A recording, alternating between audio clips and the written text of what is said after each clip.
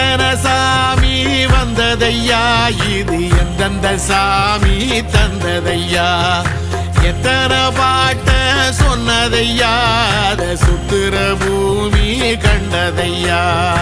அடிச்சு வீசும் காத்துலையும் அந்த தகப்பனாச சுத்துதையா,